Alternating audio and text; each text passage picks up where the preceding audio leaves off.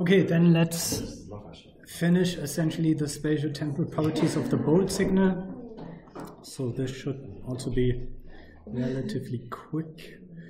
And the focus here is on some fMRI terminology that you should know, so that you know what people mean when they talk about things in fMRI.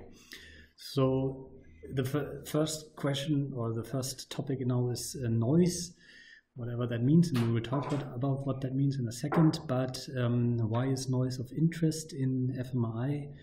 The thing is that the bold signal changes that one is actually interested in is are quite small compared to the overall MR signal intensity. So this shows essentially how things are. So this would be a T2 star weighted EPI image at rest, and this at when people squeeze their hand. And there is supposed to be a difference between these images, although I'm not quite convinced by that. And this difference is shown here. And then if one computes the percentage difference, then one sees that there's some percentage of difference in motor cortex. Percentage difference is also a little bit tricky, because if you have very little signal and then just a very small fluctuation, then you also have quite a lot of percent signal difference outside this, which is usually masked out. The point is, in a way, that these biological measurements are variable, and they're usually quite small compared to noise, which also justifies why they are statistically analyzed in a way. So the question then is,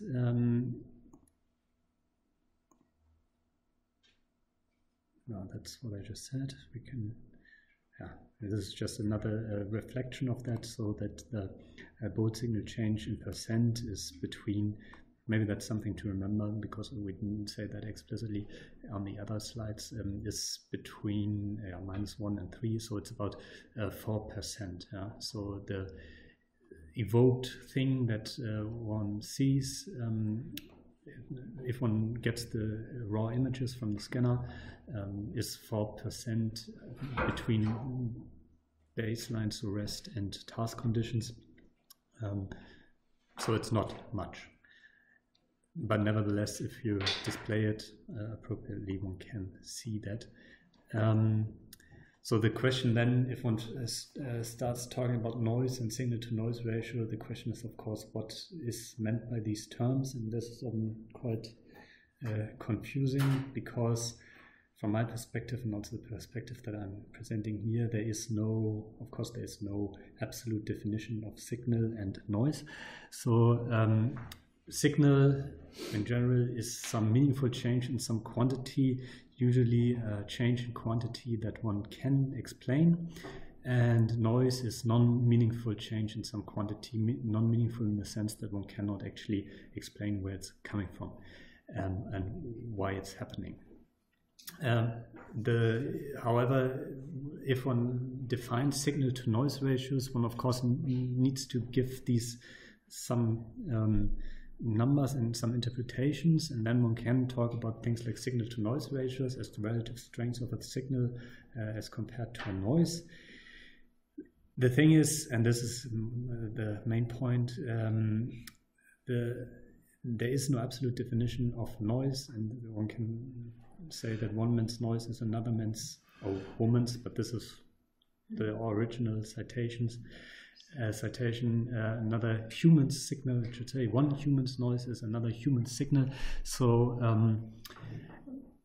this is yeah, so this just the definition of signal and noise depend on the data analysis that people do and what they think is interesting and what is not interesting.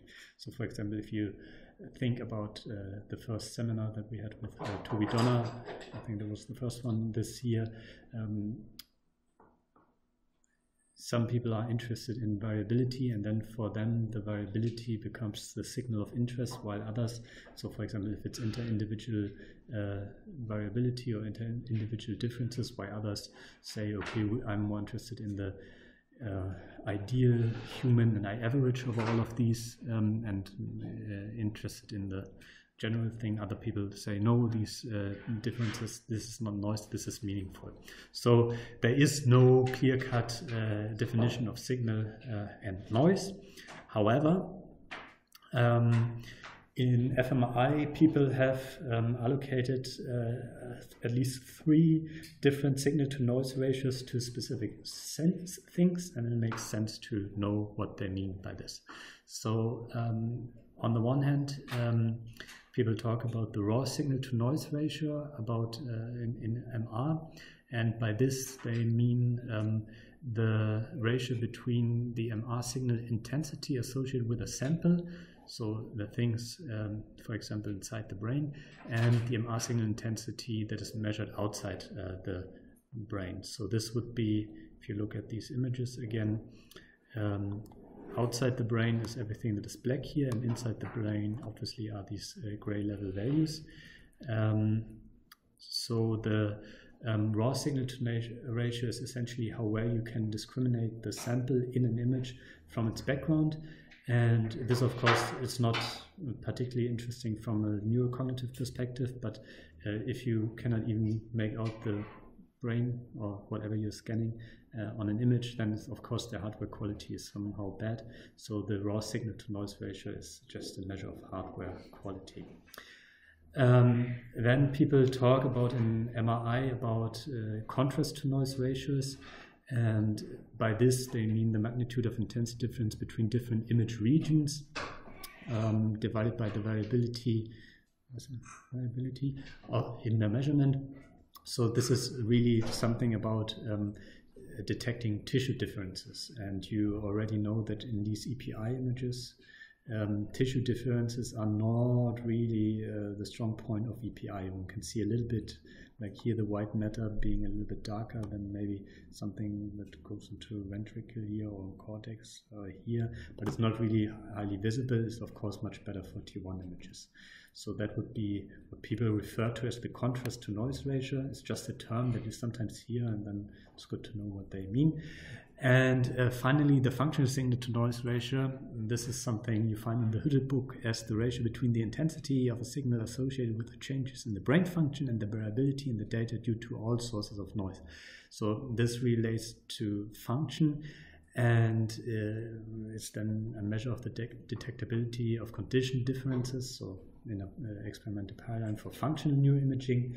And this is essentially everything that is done in terms of fMRI data analysis, and everything that is done in terms of fMRI data analysis in a functional setting, whether it's using classical methods like the GLM, or also using classifiers that try to distinguish two conditions.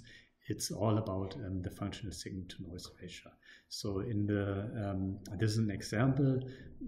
Essentially, what this shows is kind of the GLM approach explained intuitively with pictures.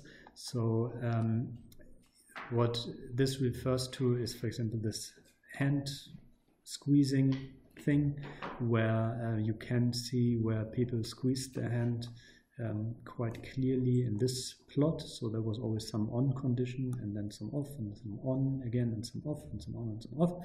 And if you now cut out the values when there was the on period and plot them in red and do a histogram of these points, you get this. And if you do a histogram of the points when things were off, you get this. And you see that the two histograms of these data points that we acquired here are a little bit overlapping, but you can clearly make out that the blue, so the resting is lower and has a lower mean, and the red has a higher mean. I mean, you see that here as well, if you know when rest and task was, but you can also do a histogram and look at the quantifications of this variability. Now, this would be a high functional signal to noise ratio, which in a GLM analysis would come out as a high t-value for the contrast between task and rest. And so you can have smaller functional signal to noise ratios or even low functional signal to noise ratio if the difference in the time series between these two conditions is less pronounced, because then the data points, if you do histograms of them, they overlap a lot more. So this is everything that is done in fMRI data analysis. And of course, in different areas of the brain for certain conditions might have different functional signal to noise ratios, of course also depending on the paradigm. However, I think in terms of data analysis, nobody says we computed the functional signal to noise ratio, but people say either we analyze the data with a GLM and then certain areas in the brain have high t-values, low p-values, survive some thresholds, so we call them meaningful. Essentially, they're saying they have a high functional signal to noise ratio. Same for classifiers. On this brain area, we could classify with 90% accuracy, meaning high functional signal to noise ratio versus low functional signal to noise ratio somewhere else. Nobody calls this functional signal to noise ratio except for Hiddle. But it's important, and it's the thing. Yeah, that's the question. Yeah, again, regarding these graphs, the histogram, the red part was our signal. Right? No, the histogram is, this is a little bit bad here because it's not really in the figure. So the histogram of these, so you need to, so okay, let's say, so it's always 10 seconds on, let's say, or something. So you see that there are off periods and there are on periods in this graph. Huh? And now you can take the data points that are during the off periods and look how many you got, and then you will find that they vary around 770. So that's kind of this data point, and 800 something, maybe here, this data point. And then you can plot how many of these you have. And then you do the same thing for the on task or the on time data points, and you see that these vary more between 810-ish or so up to 850, and these are the red points, and you count how many there are. And then you have the histograms. And there shouldn't be an overlap. And there shouldn't be much overlap. Well, it depends on how the data look, right? So here in this case, there's of course much overlap. So that means that they that you cannot distinguish based on the data points the two conditions very much. And here you have more distinction or more differentiation between the two conditions. Yeah, and that's due to the noise. Now, well, due to the noise, that just means that the signal to noise, so you are trying to map the signal to noise ratio on this. Yeah, this would mean that, yeah, here you would say the signal is present more than the noise. Yeah, so the signal here would be actually when you do the GLM analysis or something, then the signal is always your predicted time series. And here you would say, okay, I don't see my predicted time series at all. It's all noise. That then means that either my signal is very low. So this is also, so you have a low functional signal to noise ratio if you have a lot of noise compared to the same signal, or you have very little signal compared to the same noise. And I would rather argue that here the signal is really low, not the noise particularly strong. Here the signal is just stronger. The noise, I mean, here it varies around 820, 850, and this is also where, in a way, here when it's on, the data varies roughly. But of course, from a signal, from a ratio, you never can. If you have a high ratio, you cannot invert whether one of them was high and the other one was lower, or other way around. Yeah. More questions? No. This is just a reminder that is always important. If one has differences in response to something, for example, faces with EEG caps for some reason, and tools, wrench, I think this is called,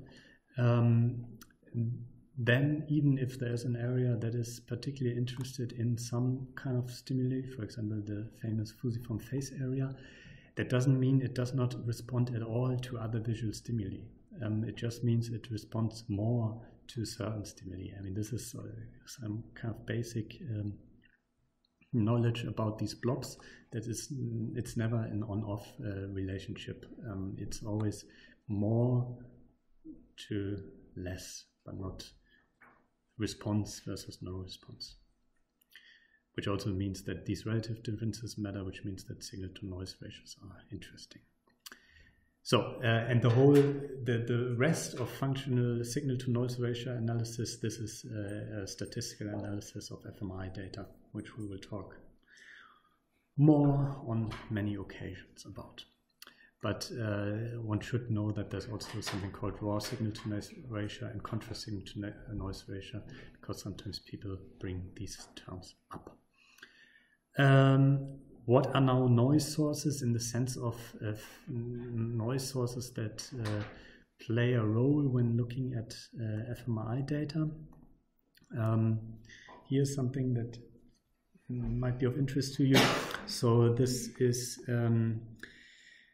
a frequency plot of some fMRI data. So there was some fMRI data acquired over time, and then something called a discrete Fourier transform was performed, and the power, so essentially the thing that we computed this morning but squared, so the magnitude of the frequency squared were plotted over frequencies, and then this was observed. So there's a peak of frequencies that relates to cardiac pulsation, so that's at a frequency of slightly over a second, and there are lower frequency plots, lower frequency peaks that relate to respiration. So you see in fMRI data you can observe cardiac pulsation changing the signal, because blood is of course being exchanged, and you can also see changes in the oxygenation related to respiration. So these are this is low frequency artifacts that you see. So what this graph, although it relates nicely to what we did this morning, just wants to say is that one can look at noise in the temporal domain and identify different frequency components of noise, and one can also look at noise in the spatial domain, where one often sees a particularly strong variability at the edge of the brain, because what happens there is that if people move a little bit, then the brain tissue that was reflected in certain voxels in the voxel grid of the imaging machine, it changes completely. If you move a little bit out, then it's suddenly black. If you move in again, then it's again grayish. So noise is typically observed in areas at the rest, at the edge of the brain. And another thing where you can see spatial features are eyes, because you usually have some eye movement, so you also have quite some signal variability there. Meaning these two graphs just want to say one can characterize noise according to its temporal features and according to its spatial features. Again, noise in the sense that you want to measure some cognitive process activity, not noise in the sense that you want to measure cardiac pulsation in fMRI, because then this wouldn't be noise, this would be a signal. So what are typical noise sources in fMRI? And these are terms that actually come up quite often. So what you always have in fMRI is thermal noise, which is just kind of the Grundrauschen that you have in any electrical system. So, you know, if you use your Bluetooth boxes, I should say, not your Stereoanlage, your Bluetooth boxes, and you really put them quite loud, you hear something like white noise, which is just the thermal noise that is in every electrical system, and you have that in our system as well. That's thermal noise, and that cannot be reduced. I mean, that can be reduced to a certain level, but that's then it. Then you can have things called system noise, which are imperfect functioning of scanner hardware. So, for example, if you have spikes or something in your data, this would be an example for system noise. Then a typical noise that is observed in fMRI, and this is why everything is high-pass filtered, so you get rid of slow fluctuation, so low-frequency aspects of the data, is scanner drift, which is just a fluctuation of the static field over time, and it's the time of an experiment. So if you look, I think there might be an image that the MR signal is just going up throughout an imaging session, and this is usually then filtered out using a high-pass filter. And finally, there is, if you do cognitive neuroimaging, there is physiological noise. So this would be all fluctuations in the signal that are not related to neural activity of interest, but to things like motion of the participant, respiration, cardiac activity. And these noise sources, they are often these days also monitored. So people, for example, measure the respiration using these kind of belts, or they measure cardiac activity using ECG, and then use these as additional regressors in GLM analysis to actually model parts of the noise, which is then not noise anymore because it's meaningful, but it's of no interest for the inference. This is scanner drift. Actually, it's going down, not up. This just shows that there's this low frequency component over many TRs. It's just scanner drift, and if you analyze fMRI data, you will find that there is a high-pass filter that you filter out low frequencies. And then you can ask yourself, why are we doing that? And then you say, because we're filtering out the scanner drift. You know. Then there are other noise sources that starts to even be more questionable whether you call this noise or not. So this shows measured bold responses over different subjects and over different brain areas. And this is variability within and between subjects, so within meaning over different brain areas compared to a model, which is here this canonical black one, and between subjects or over different subjects. And then you can either say, okay, this is now noise, and this is where it's discussed in the Hüttel book. This is variability that is introduced by things that I don't know about. I cannot associate something with it, and it's not meaningful. Or you go the other way around and say, no, this is meaningful, so maybe we should look at how the bold response is different between different brain areas if we model it, and to the same stimulation. I don't know what the stimulation was here, but I guess it's visual checkerboard stimulation or something like that. Different participants respond different, so maybe this has some functional implications of how they process their stimulus and so on. So it's important to know that there's this variability, and then what you do with it, that's basically up to you. Yeah? And I have a question regarding the noise sources, because I've read about spatial smoothing. Mm-hmm. So would that be to get rid of the thermal noise? No. I read that that's to enhance the signal to noise ratio. Yeah. This so if it says that it's good that you read something, I appreciate that. The smoothing in fMRI, we will come to it actually when we talk about the data pre-processing. First thing is it makes things smoother, so then it looks nicer. That's the first thing about the smoothing. And then if you come from this match filter theorem in the sense that the typical activation in the brain is kind of an area activation of a certain size, then if you filter the data spatially with a specific filter kernel size, then you weigh everything that doesn't look like the filter down and you weigh everything that looks like your filter up. And in this sense, you improve the signal to noise ratio for things that look like your filter kernel. So in this sense, yes. But it doesn't have to do with, I mean, with thermal noise, yeah. I mean, the variability that you see between different voxels, of course, this is due to the thermal noise, but all other sorts of noise sources as well, but as well thermal noise. Yeah. Other question? Where did you read this? In the Hüttel or somewhere else?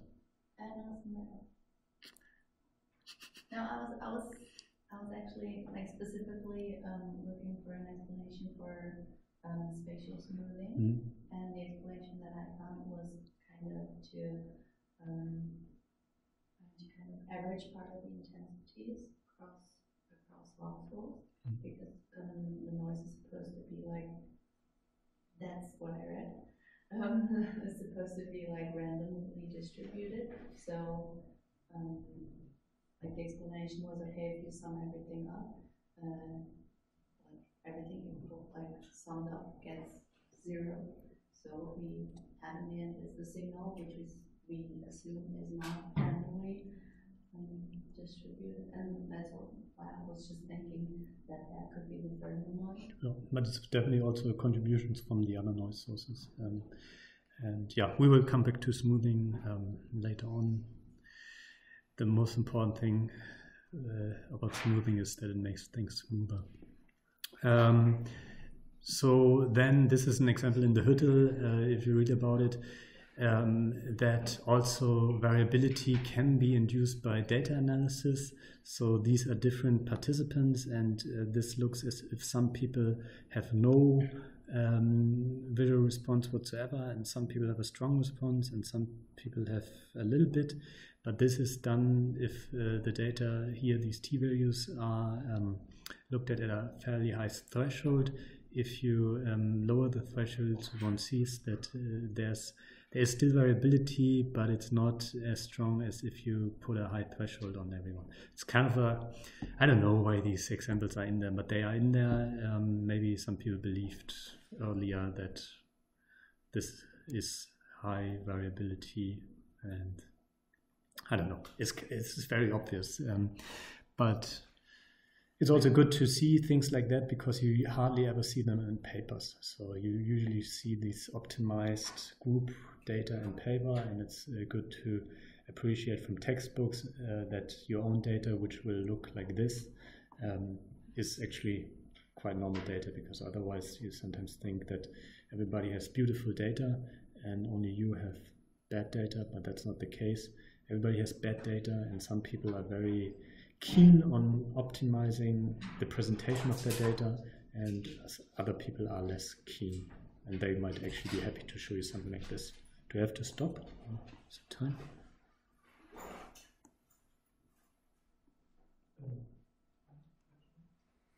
And what time is it?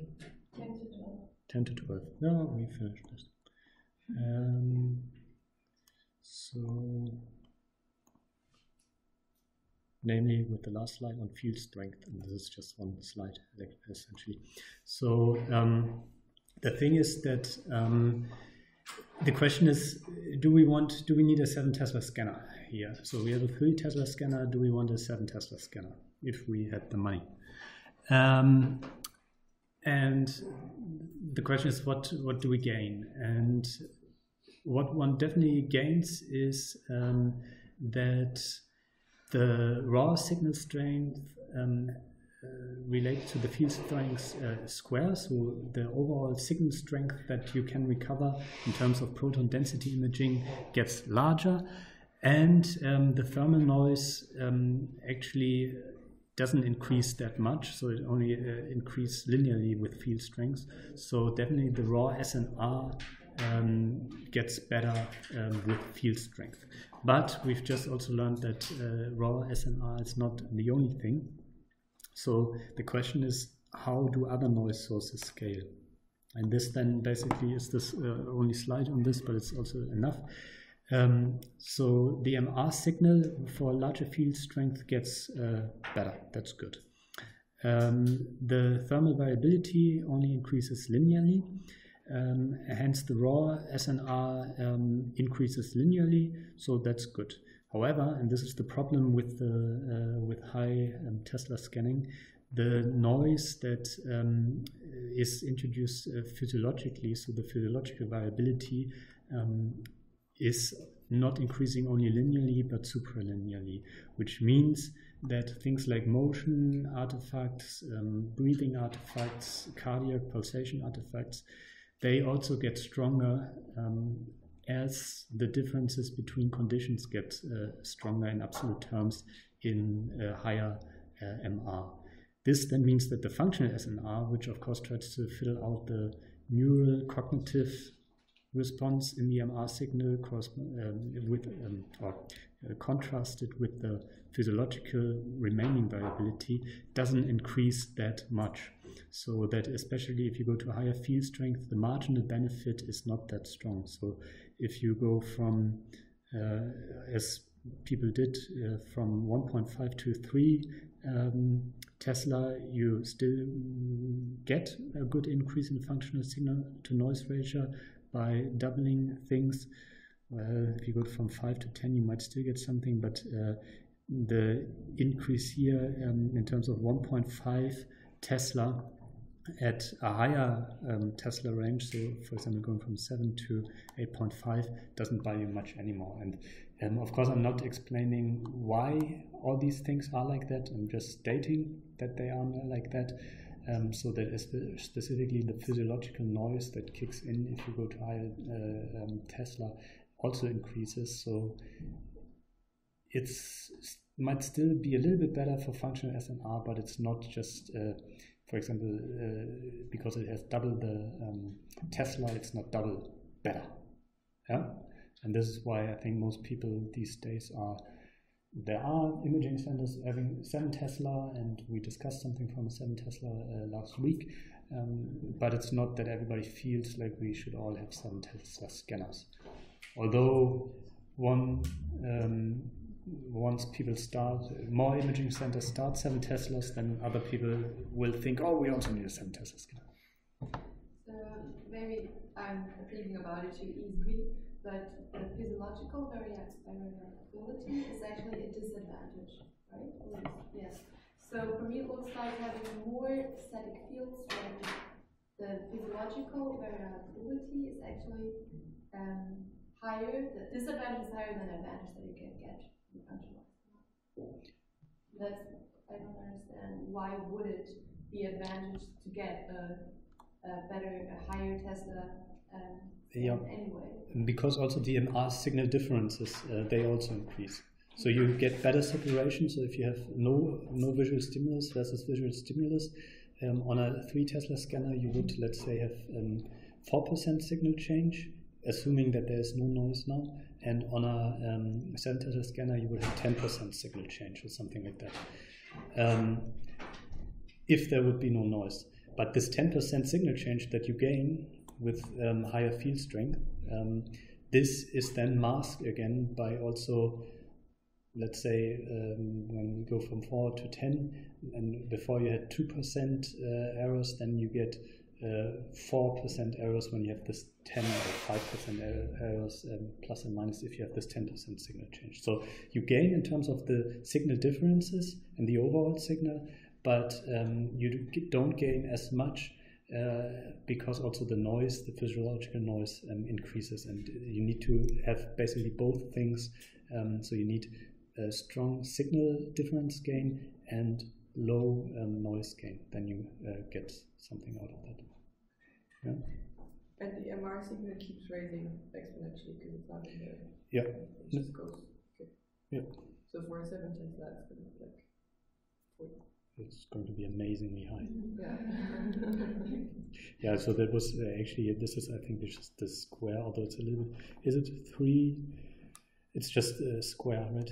3, that's 9. For 7, it could be then not amazingly high, it would be 49. which is amazingly high. Yeah, good. So this was kind of this intermediate section between the physics and biology and actually the more experimental settings, which would be the next thing. So to discuss some aspects of spatial temporal properties. Good, then let's stop here, and then next week fast Fourier transform and design of fMRI experiments.